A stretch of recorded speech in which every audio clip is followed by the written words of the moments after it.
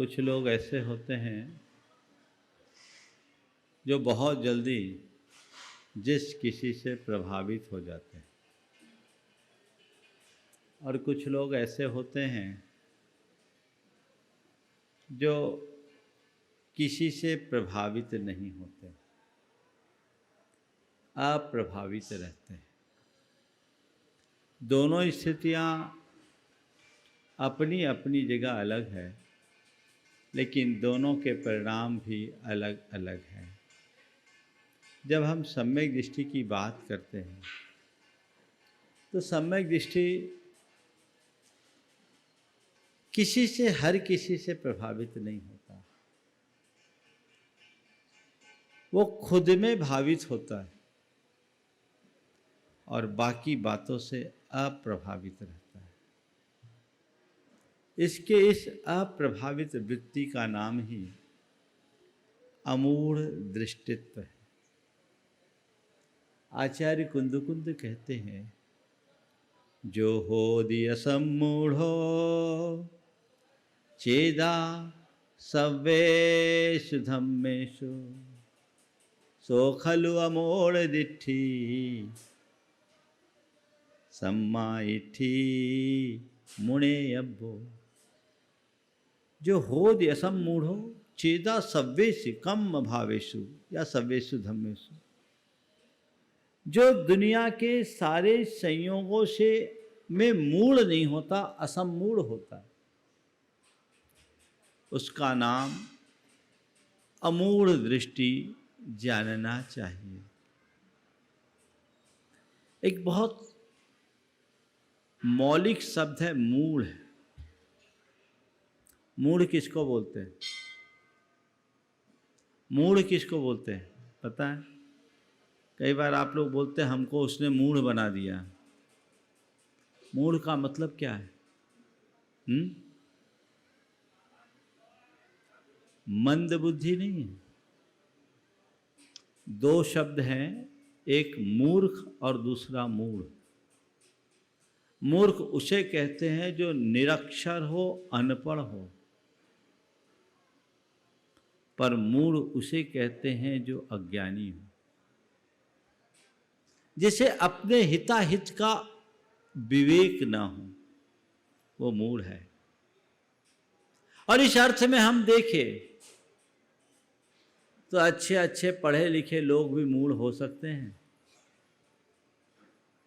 और निरक्षर गंवार आदमी भी ज्ञानी हो सकता है। जिसके अंदर विवेक प्रकट हो गया वही ज्ञानी है, और जो विवेक शून्य है वो मूढ़ है, वह अज्ञानी। हमारे दुनिया में जितने भी शिक्षा के संस्थान हैं, विद्या के केंद्र हैं, वे सब मनुष्य को मूर्ख से विद्वान बनाते हैं। मूर्ख से विद्वान बनना और बात, पर मूढ़ से ज्ञानी बनना और बात। पढ़ लिख करके मूर्ख से विद्वान बन गए, हमें शब्द ज्ञान हो गया, पर कोई जरूरी नहीं कि जो आदमी पढ़ा लिखा हो उसके भीतर समझदारी भी हो। देखने में तो यही आता है कि पहले के लोग पढ़े लिखे कम पर समझदार ज़्यादा थे, आज के लोग पढ़े लिखे ज़्यादा पर समझदार कम दिखते हैं। समझदारी कम है, हिताहित का विवेक लोगों का दिनों दिन छीन हो रहा है, और जब तक वह विवेक उद्घाटित नहीं होता तब तक वह मूढ़ है। आचार्य कुंद ने मूढ़ को अलग अलग रूप में लिया। उनकी दृष्टि में पहला मूढ़ व्यक्ति वो है जो पर द्रव्यों को अपना मानता है।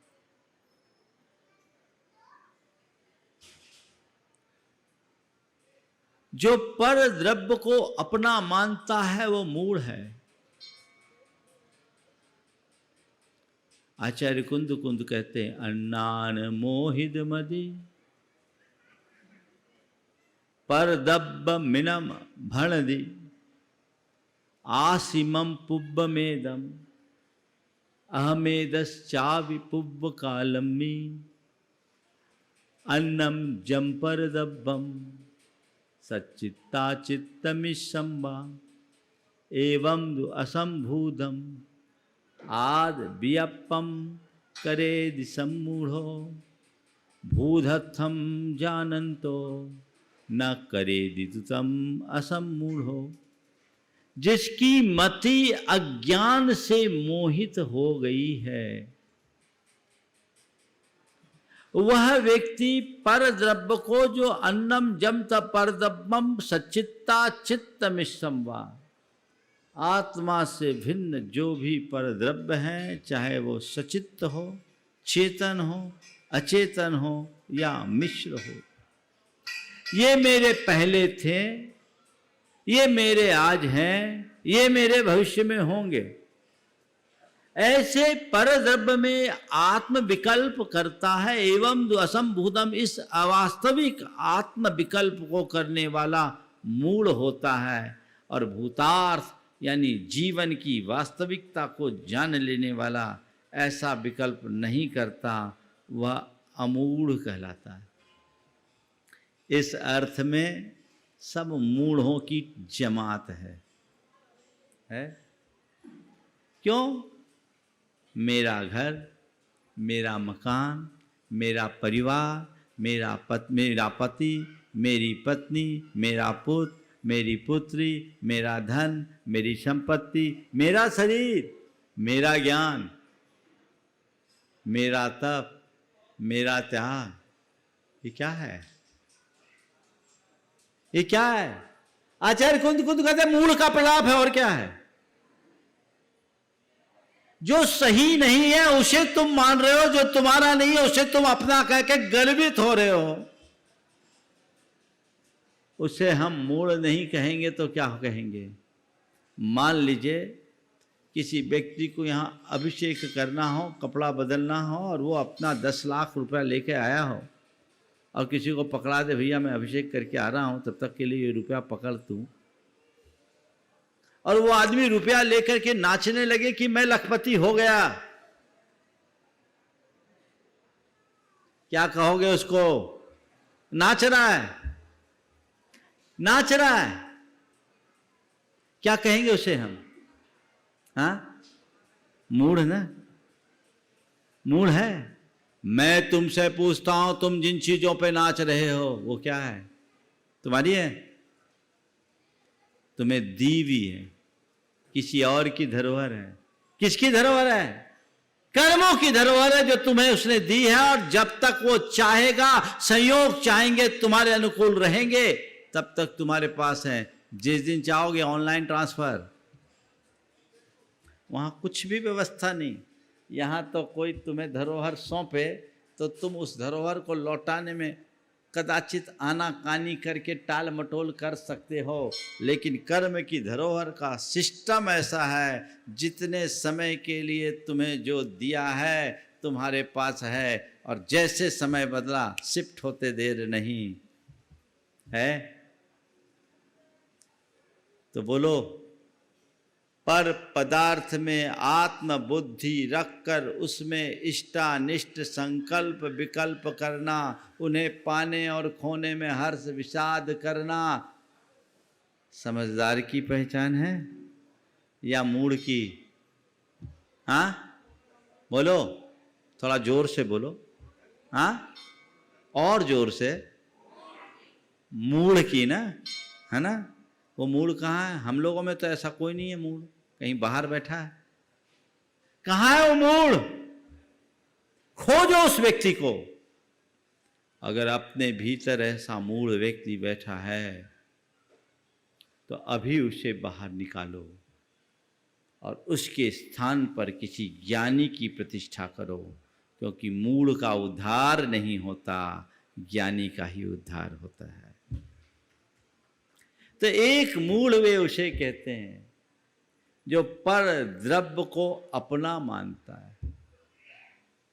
दूसरा मूढ़ आचार्य कुंद की दृष्टि में वो है जो पर द्रव्य से प्रभावित होता है।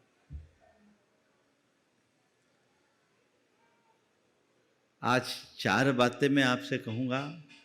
मूढ़, अमूढ़, प्रभावित, अप्रभावित। एक मूढ़ वो है जो परद्रव्य को अपना मान रहा है, और दूसरा मूढ़ वो है जो परद्रव्य से प्रभावित हो रहा है।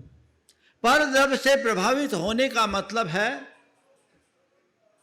हमेशा निमित्तों को कोसने की वृत्ति।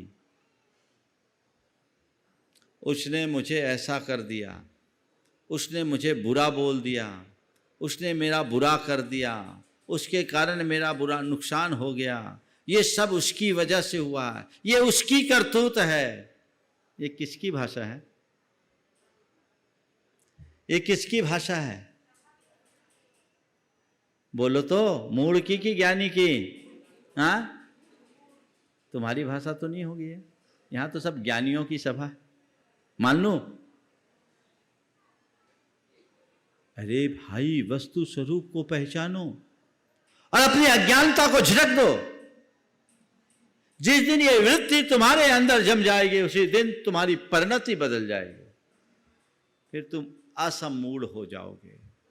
जब हम मूढ़ता की बात करते हैं तो मूढ़ता के 2 रूप हैं, एक उपासनागत मूढ़ता और दूसरी आध्यात्मिक मूढ़ता।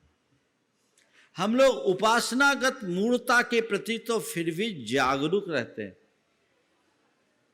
पर आध्यात्मिक मूढ़ता प्राय लोग पालते रहते हैं।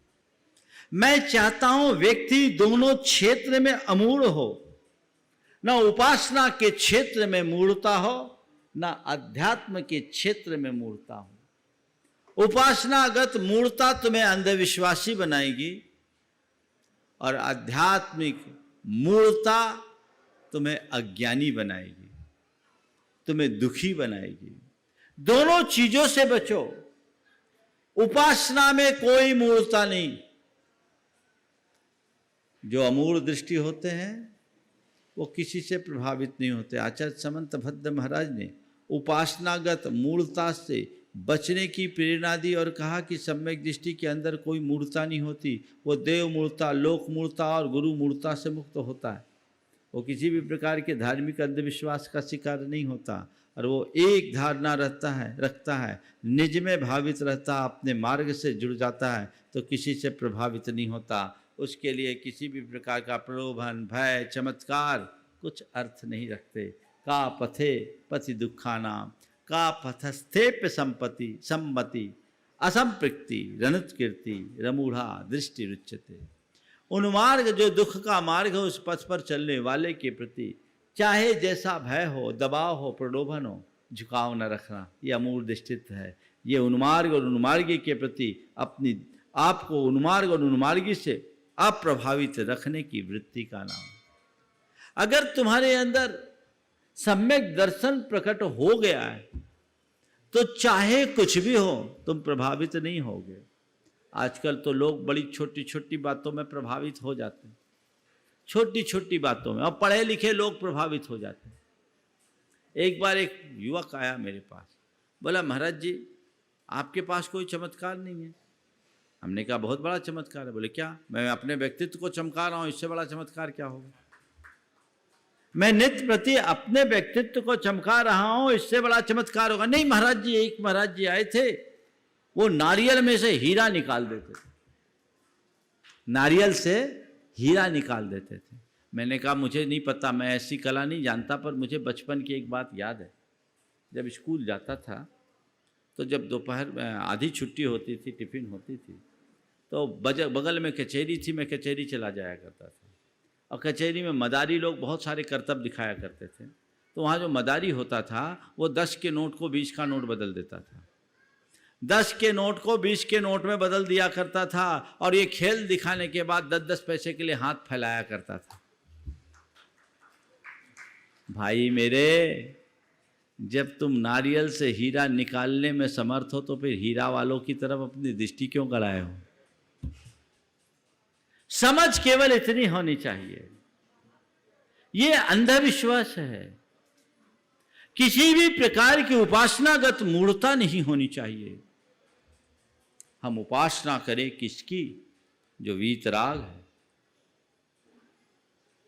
जो उपासना के योग्य है उसको छोड़कर चाहे जिसकी उपासना, ये भ्रम है। और वीतराग की उपासना भी अमूढ़ होकर करो। हम लोग, कई लोग हैं जो चाहे जिसकी उपासना करते हैं, कहते हैं 70 मड़िया पूछते हैं, उनको जो कह दो सो कर लेंगे। ऐसे अंधविश्वासियों का तो बहुत भरमार है इस संसार में। हर किसी के प्रति झुक जाएंगे, हर किसी के प्रति वैसी दृष्टि रखेंगे। यह अंधविश्वास अच्छी बात नहीं है, ये भरमार, ये चलता रहेगा।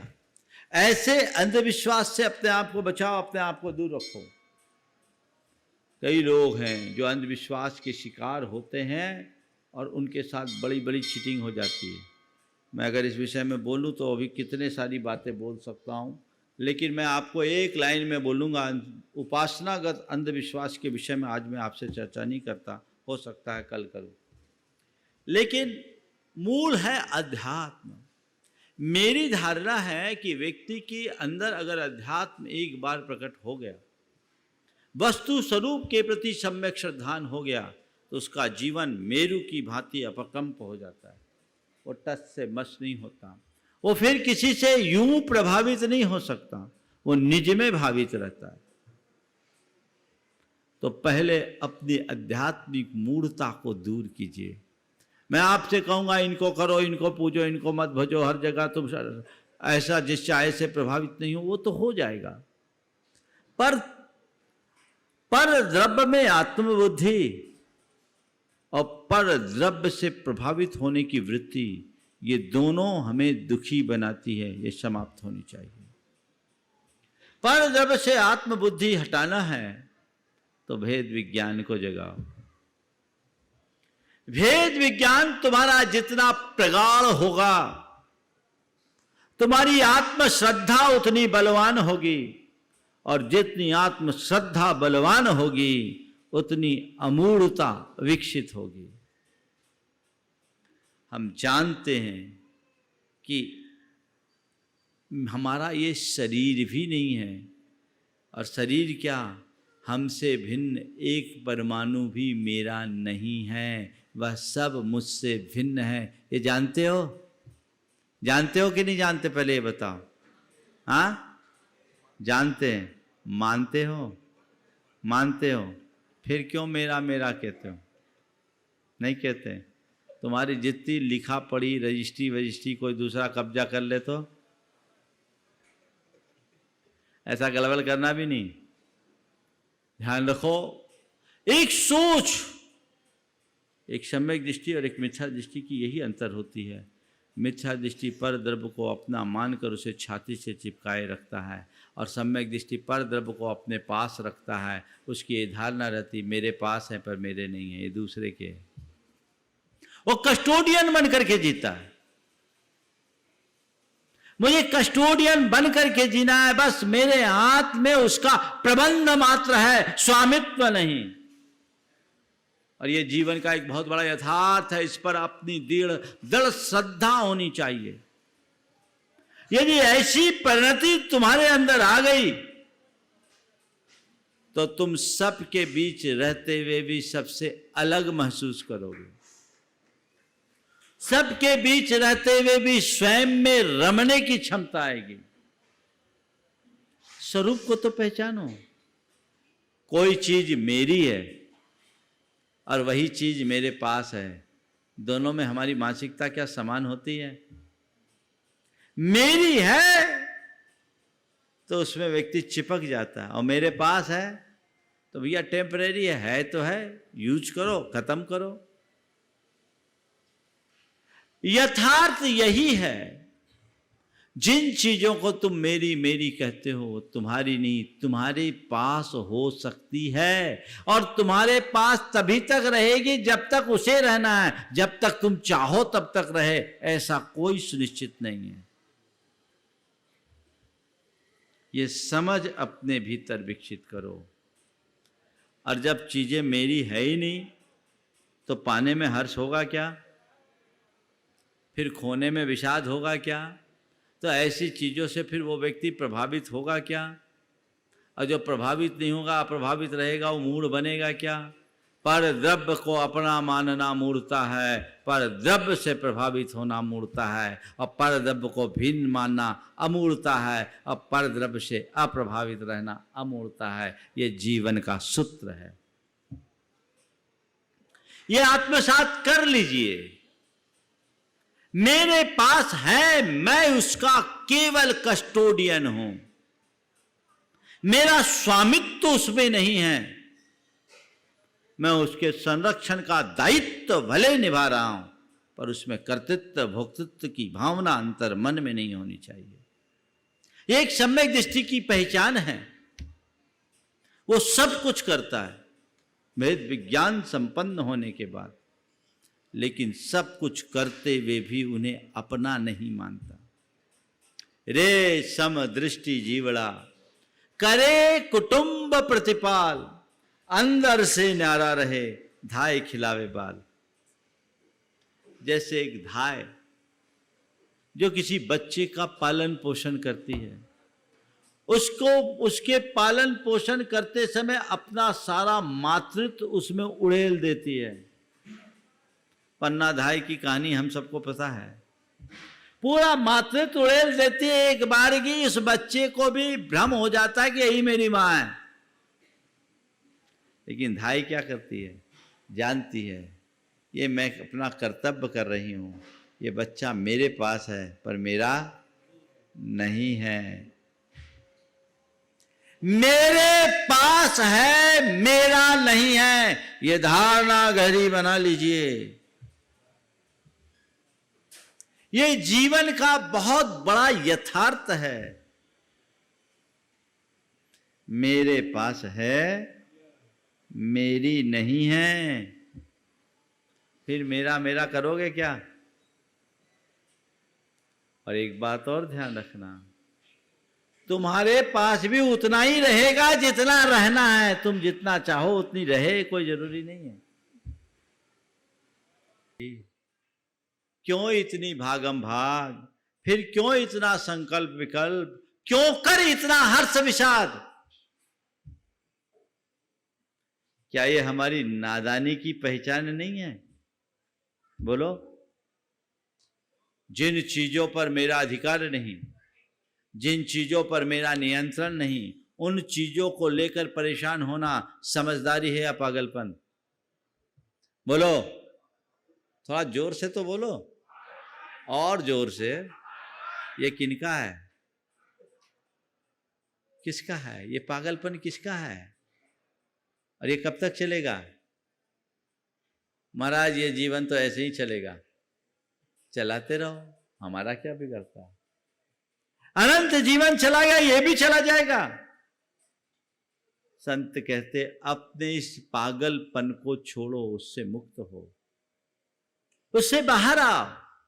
ये भ्रम है, इसे तोड़ो। पर द्रव्य को पर मानो,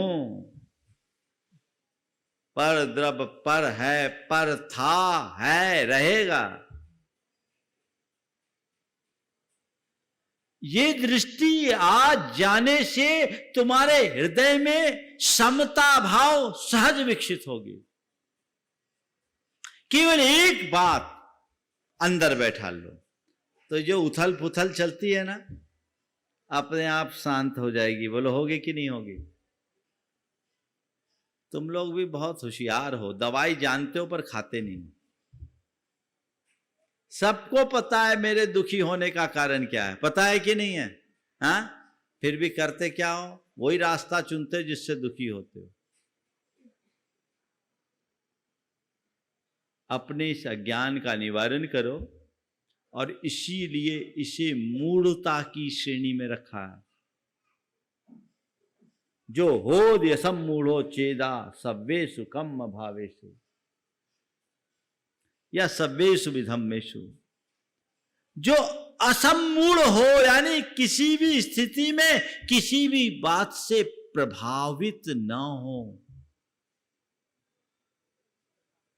बहुत जल्दी प्रभावित, तो प्रभावित हुए सो फंसे।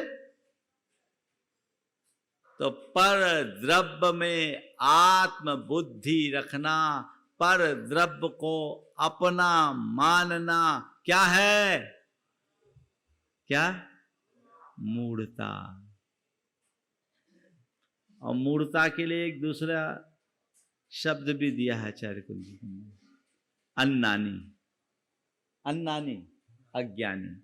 सो मूढ़ो अन्नानी नानी एतो दुविपरीतो। वो मूढ़ है, अज्ञानी है, ज्ञानी इससे भिन्न है। ज्ञानी की परिणति ही अलग है। तो अपनी मूढ़ता को मिटाना है तो भेद विज्ञान को जगाएं। आत्मश्रद्धान बढ़ेगा, पर से प्रभावित नहीं होंगे, निज में भावित रहने का अवसर पाओगे।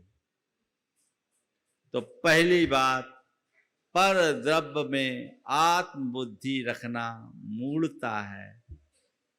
और दूसरी बात, पर द्रव्य से प्रभावित होना मूढ़ता है।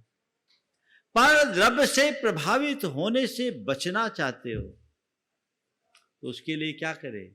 वस्तु स्वरूप को पहचाने, जीवन के यथार्थ को जाने, वस्तु का स्वरूप क्या है यह समझने की कोशिश करें।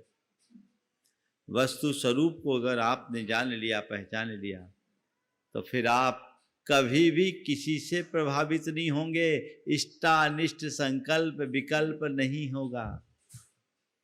चलिए, हम किसी से प्रभावित कब होते हैं? बोलो, आप किसी से प्रभावित होते कि नहीं होते? होते कि नहीं होते? बोलो तो। महाराज अभी तो सबसे ज्यादा आपसे प्रभावित है, सही है ना? क्यों हो प्रभावित? बोलो, क्यों हो प्रभावित? क्या हो गया? क्यों है प्रभावित? हम किससे प्रभावित होते हैं और किससे अप्रभावित रहते हैं? हमारे मन में कौन अच्छा और कौन बुरा लगता है? बोलो बोलो, क्या हो गया? तुम लोग बोलती सी बंद हो जाती। थोड़ा थोड़ा बोलना चाहिए ना। हाँ, जो धर्म के राह पर चलते उससे प्रभावित हो जाए तो जीवन ही बदल जाए। तुम्हें कोई कुछ बोल दे तो तुम उससे प्रभावित होते कि नहीं? अभी तुम्हें कोई गाली देगा, सुनोगे कि उसे अनसुना करोगे? बहुत सुंदर, फिर तो तुम्हारी आरती उतारनी चाहिए, है ना? क्या है?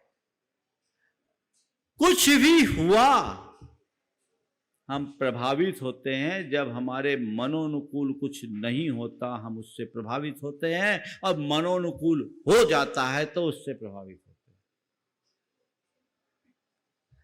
आप लोग भगवान की स्तुति करते हुए बोलते हैं, मैं भ्रमो अपन पो विशर आप, अपनायो विधिफल पुण्य पाप, निज को पर का करता पिछान, पर में अनिष्टता इष्टमान, आकुलित भयो अज्ञान धार, जो मृग मृग तृष्णा जानीवा। हम जब स्वयं को पर का कर्ता मान लेते हैं तो पर के साथ हमारे हृदय में इष्टानिष्ट संकल्प विकल्प जग जाता है, और इष्टानिष्ट संकल्प विकल्प हमें आकुलित करता है और जीवन भर दुखी बनाए रखता है। ये अनुभव है ना? कौन इष्ट है कौन अनिष्ट है, कौन अच्छा है कौन बुरा, ये तो निमित्त नैमित्तिक संबंध मात्र है। ये मेरे मन की झूठी कल्पना है। वस्तु का स्वरूप क्या कहता है? वस्तु स्वरूप केवल ये कहता है कि जगत का हर पदार्थ स्वतंत्र है, हर वस्तु स्वयं में स्वयं का करता है, उसका कर्ता कोई दूसरा है ही नहीं, दूसरा केवल निमित्त है। पर निमित्त निमित्त रहता है। अगर हम मजबूत हों तो निमित्त हमारा कुछ भी बिगाड़ नहीं कर सकता।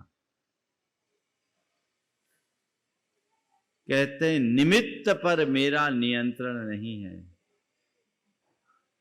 पर नैमित्तिक पर मेरा पूर्ण अधिकार है। मतलब कोई मेरे साथ बुरा ना करे, कोई मुझे बुरा ना कहे, ये मेरे हाथ में नहीं है। है क्या? किसका किसका मुंह बंद करोगे?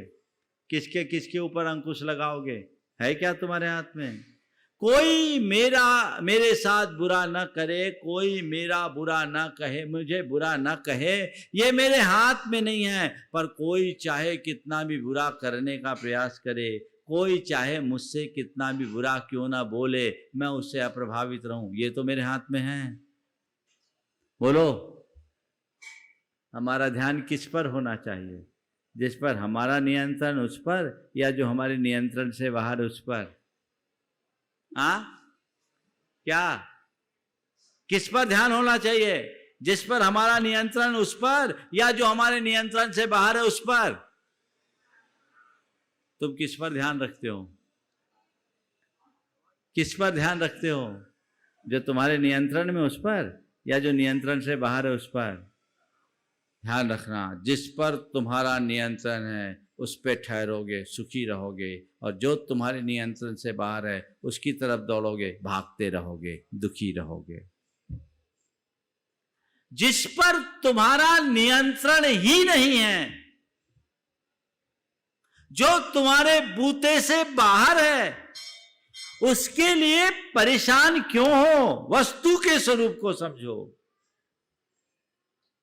कर्म का योग है, संयोग है, चीजें बनती है, बदलती है, इनमें क्या इष्ट और क्या अनिष्ट? संयोग है, आए हैं चले जाएंगे। सूरज के आगे न जाने कितने काल से बादल आते हैं और छटते हैं, आज तक सूरज का कुछ बिगड़ा क्या? तुम्हारे साथ कर्म की आवरण आदि से जमे और न जाने कर्मों ने तुम्हारी कैसी कैसी परिणति कर दी, फिर भी तुम्हारे स्वरूप का आज तक न तो बिगाड़ हुआ है न होगा। उसके श्रद्धानी बनो। जो वस्तु स्वरूप का श्रद्धानी होता है उसके हृदय में मूर्ता नहीं टिकती। पर से प्रभावित नहीं हो, मुझे राग द्वेष कम करना है। खत्म तो अभी नहीं कर पाओगे, पर कम करो। चलो पूरी तरह से अप्रभावित ना हो सको तो मैं थोड़ा सा और नीचे आ जाता हूं। इतना तो करो कि छोटी छोटी बातों से प्रभावित ना हो। बोलो, छोटी छोटी बातों से प्रभावित ना हो। ये कर सकते हो? बोलो, कर सकते हो? जोर से कर सकते हो? करते हो? सब पता है हम क्या कर सकते हैं, फिर करते क्यों नहीं? यही मूर्ता है। मूल वही है जिसे अपने हिताहित का बोध ना हो, जो जानते हुए भी अज्ञानता का आचरण करे, वो मूल है। आपको मैं मूढ़ बोल दूं तो बहुत बुरा लगेगा, मैं तो मानता हूं ये तो और किसी की बात है, ये तो ज्ञानियों की सभा है। भो ज्ञानियों, क्या है? अच्छा लग रहा है? अपने भीतर झांकिए, अपने आप को टटोल करके देखिए, और जहां हमारी कमजोरियों से दूर करना है, एक सिद्धांत बना लीजिए कि मुझे अपने संकल्प विकल्प कम करने हैं, राग द्वेष कम करने हैं, व्यर्थ के संकल्प विकल्पों से बचना है।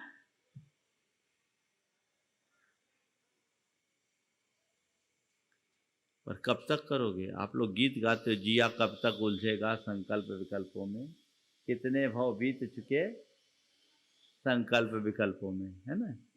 ये दूसरों को सुनाते हो, खुद सोचो ये कब तक चलेगा?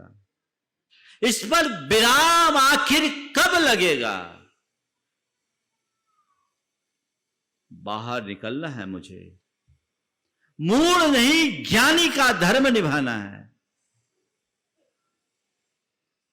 सूत्र बनाओ, कोई तुमसे कुछ गलत बोले, मन में सोचो वो मूढ़ है, उसको बोलने दो, मैं तो ज्ञानी हूं, मुझे उससे अप्रभावित रहना है। और तुम जैसे उससे प्रभावित हो गए तो समझ लो मेरे अंदर मूढ़ता आने लगी। रोको, मुझे मूढ़ नहीं, ज्ञानी बनना है। अपने जीवन में सहजता को उद्घाटित कर लेना ही ज्ञानीपन की पहचान है। जो मूढ़ है वो सदैव असहज होता है और जो अमूढ़ है वो हमेशा सहज होता है। तो अपने अंदर सहजता को उद्घाटित कर लेना ही ज्ञानीपन की पहचान है। वो सहजता उद्घाटित होनी चाहिए जिससे मैं ज्ञान भाव को जगा सकूं और जीवन का रस ले सकूं। एक सज्जन ने अपनी धर्म पत्नी की शिकायत की और शिकायत करते हुए कहा, महाराज जी इसको कोई कुछ बोल दे, इसको फर्क नहीं पड़ता। पत्नी के सामने कहा, महाराज जी इसको कोई कुछ भी बोल दे, इसको कोई फर्क नहीं पड़ता। धर्मपत्नी ने कहा, महाराज जी अभी भी मुझे कोई फर्क नहीं पड़ रहा है, अभी भी मुझे कोई फर्क नहीं पड़ रहा है। मैंने उसकी तरफ देखा तो धर्मपत्नी ने बोला, महाराज जी ये लोग कुछ भी बोलते रहते, मैं कहाँ कहाँ तक इनकी बात सुनूं। मैंने तो अपना कनेक्शन इधर से इधर बना जोड़ दिया है। जितनी काम की बातें उतनी मान लेती हूँ, बाकी को सबको बाईपास करती हूँ।